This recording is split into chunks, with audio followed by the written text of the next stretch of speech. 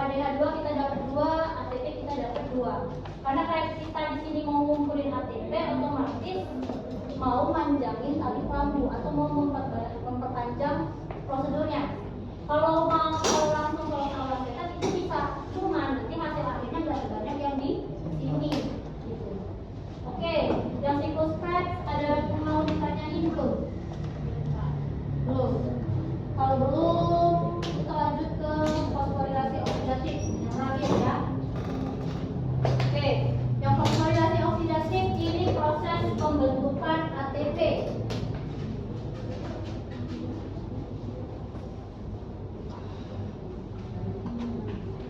Oke, proses pembentukan ATP melalui oksidasi NADH sama FADH2. Di sini fosforilasi oksidatif tahapan terakhir ini agak sedikit beda dengan tahap 2 dan tahap 3. Mereka masih sama-sama di mitokondria, cuman bedanya tahap kedua sama tahap ketiga itu ini kan mitokondria ya. Nah, tahap 2 sama tahap 3 itu masih di terasnya gitu. Sedangkan tahap keempat ini dia udah mulai masuk ke letupan. Nah, letupan ini namanya krista. Ya. Jadi krista ini ialah letupan-letupan ini dan tahap fosforilasi oksidatif itu terjadinya di dalam sini. Sedangkan tahap 2 dengan tahap 3 tadi dia masih di teras. Itu analoginya kayak kalian di ruang guru. Di ruang guru kita punya parkiran sama punya ruang kelas kan. Nah, yang tahap 2 dan 3 itu terjadi di parkiran, sedangkan tahap 4 itu di dalam kelas. Jadi masih satu ruang guru tapi beda tempatnya aja. Nah, untuk fosforilasi oksidatif ada 2 tahap, rantai transfer elektron sama kemiosmosis. Kita bahas dulu yang rantai transfer elektron. Ini. Oke, jadi nanti rantai transport elektron ini terjadinya di membran kristal. Ini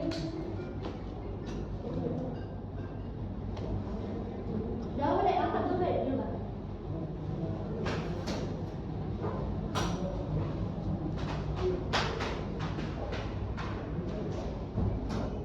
Oke, jadi ini membran kristal. Jadi transport elektronnya itu akan berlangsung di dalam sini. Nah, di sini kita melibatkan 2 komponen, ada yang namanya kompleks protein sama ada yang namanya molekul karir. Karir itu artinya pembawa. Nah, nanti di sini molekul karir itu tugasnya ngebawain elektron dari satu protein ke protein yang lain. Nah, terus kita kan punya 4 kompleks protein ya. Yang di dalam membran kristal itu cuma 1, 3, dan 4. Yang 2-nya ini ada di luar membran kristal. Nah, nanti elektronnya itu cuma bekerja di membran kristal. Artinya dia cuma memasuki protein 1, 3, dan 4. Yang 2-nya ini enggak, karena 2-nya ini untuk memproses FADH-nya. Ya. Karena kan kita tadi masih di tahap ketiga ada FADH. Di sini FADH-nya dipakai buat melepas elektron. Nah, jadi tahapannya di tahap 3 kan ada NADH sama FADH2. Itu dipakai lagi sebagai bahan baku untuk proses di sini. Nanti NADH-nya bakalan melepas elektron berubah menjadi NAD+. Elektronnya setelah dilepaskan masuk ke dalam membran. Oke, apa lagi? Jadi NADH-nya setelah melepas elektron itu masuk ke membran kristal. Nah, masuk ke membran kristal itu pertama kali ke kompleks protein yang pertama dulu. Baru setelah dari kompleks protein pertama itu dibawa sama ubiquinon, lanjut ke kompleks protein yang ketiga. Nah, dari kompleks protein ketiga dibawa sama sitokrom C, lanjut ke 4. Ya, nanti dari 4 elektronnya itu akan dipakai buat berikatan dengan oksigen. Setelah dia berikatan dengan oksigen, nanti akan terbentuk H2O. Nah, terus NADH-nya udah habis nih, udah sampai tahap sini. Tinggal kita lanjut yang FADH2. Nah, nanti FADH2-nya bakalan melepaskan elektron dibawa sama ubiquinon ke protein 3. Dari protein 3 lanjut lagi dibawa sama sitokromose masuk ke protein 4. Baru dari protein 4 berikatan lagi sama O2 dan 2H+, jadilah H2O. Udah sampai situ aja. Nah, nanti selama perpindahan elektron ini itu juga ada pompa ion H+.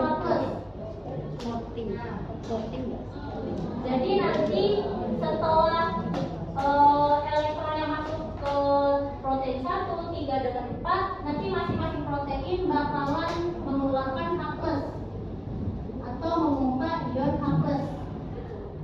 Nah, nanti ion H+ ini akan berkumpul di ruang antar membran. Nah, dia berkumpul di ruang antar membran, tujuannya buat apa? Buat dimasukin ke sini. Nah, nanti setelah dia dimasukin ke sini, ke ATP sintase, baru terbentuklah ATP ini. Ya, jadi fungsi ion H+ ini buat ngaktifin ATP sintase, dia memproduksi ATP. Udah pakai dulu aja. Oke. ADP plus PI ini, jadi ADP-nya nanti itu berikatan dengan fosfat. Fosfat ini asalnya dari mana? Dari dalam ATP ini. Nah, ATP sintase ini baru bisa bekerja kalau ion H+-nya sudah ngumpul di sini. Kalau misalkan belum ngumpul, dia belum bisa bergerak. Dia hampir mirip kayak materi enzim kemarin. Enzim kemarin kan baru bisa bergerak kalau dia sudah berikatan dengan substrat. Nah, benar gitu. Jadi baru bisa bergerak ATP sintasenya memproduksi fosfat kalau H+-nya sudah masuk semua. Kalau belum masuk, belum mencukupi kadar, dia belum bisa bergerak. Oke, sampai sini ada yang tanya belum? Oke, kalau waktu tinggal 4 menit lagi, coba cek di aplikasinya sudah bisa lihatin dulu. Sambil papa absen dulu ya.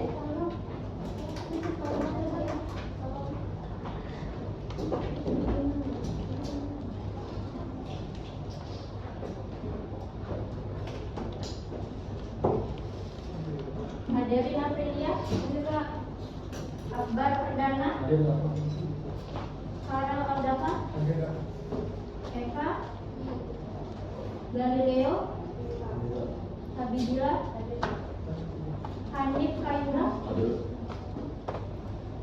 Ilma Destari, Latifah Amalia. Kalau bisa boleh kan? Kawannya omongannya Najwa. Oh tidak. Emang udah masuk.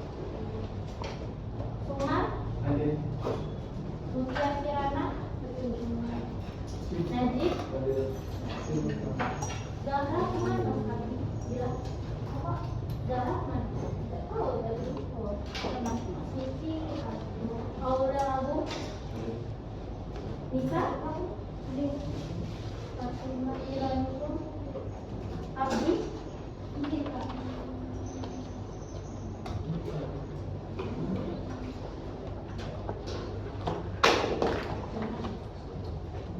Oke, belum kita tutup kesimpulannya. Jadi metabolisme tadi itu terdiri dari 2 tahap, ada apa baik? Ada anabolisme sama katabolisme. Kalau katabolisme itu apa? Pemecahan. Oke, pemecahan senyawa kompleks jadi sederhana. Karena dia memecah senyawa kompleks, otomatis nanti dia bakalan menghasilkan energi atau disebut reaksi Weiser-Bonding. Kalau anabolisme itu apa? Oke, pembentukan senyawa kompleks dari senyawa sederhana atau disebut reaksi Ender-Bonding. Untuk katabolisme tadi ada 4 tahap, apa baik? Oke, hidrolisis terus. Oke, dekarboksilasi oksidatif terus. Siklus terus. Fosforilasi oksidatif.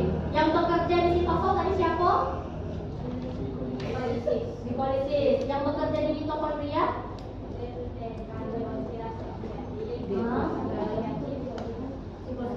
Oke.